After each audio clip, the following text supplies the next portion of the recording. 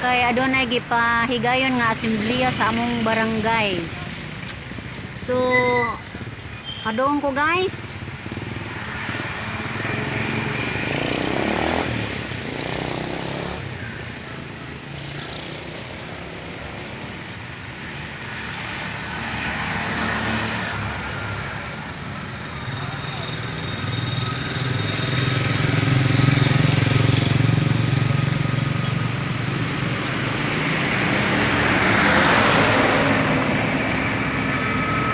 A few moments later. Ang among gibuhat una guys, gapa-attendance mi sa mga tao. Kami mga barangay health. O yan yung time guys, nana sila si kapitan, kagawad, secretary, treasurers. O tanang DHW og tanod. Hapit na sugdi ang amo ang asemblea guys.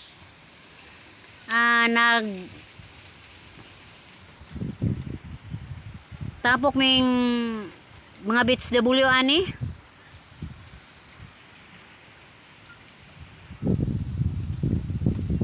Ug ang among MC ani guys, ang among sekretary sa barangay. Siya jud ang ni NC niini.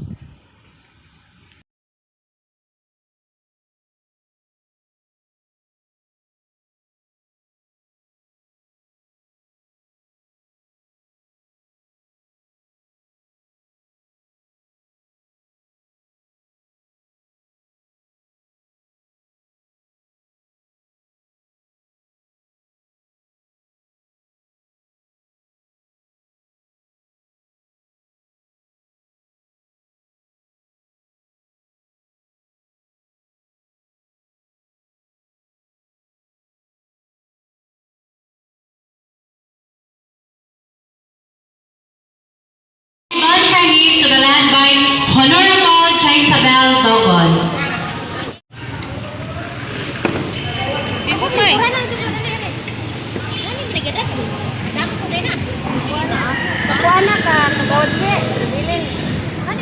Atong ipahimot.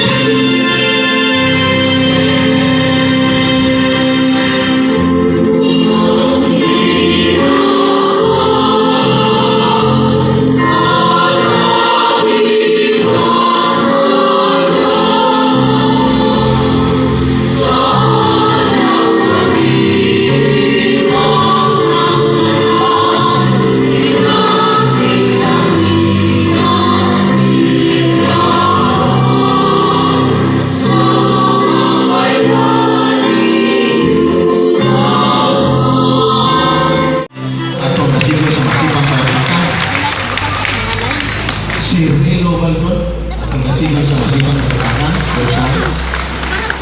Crystal Faye Namuag, at ang nasigang sa masibang palakpakan, kaupat, Edgardo Cornelio. Kalima, Julio Mulantes.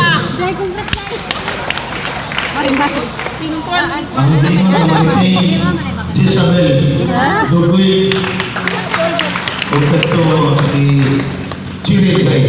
Mauna nga usa sa set of officers at sila mauna po ng new set of officers this coming term. Sa tanang mga appointed personnel sa barangay nga niya dinhi gikan sa tanang membro sa lupon dili na lang nahon tagsa-tagsaon.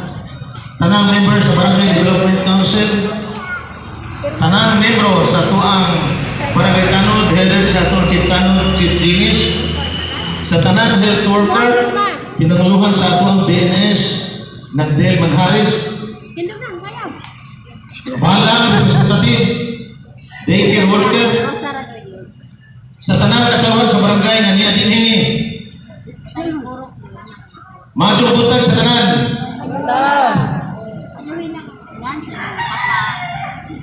sangan sa kinatibuk-ang barangay, katawhan sa barangay, nganing panahon, Expenses. Under the personal services, first is the barangay official honorarium amounting to 717,263 pesos at 64 centavos. Tanod honorarium 104,733 pesos and 9 centavos. Mid-year bonus 6,400. Total expenses under the personal services from April to October is 828,396 pesos and 73 centavos. Next is the gender and development expenses. First is daycare services, 33,496.12.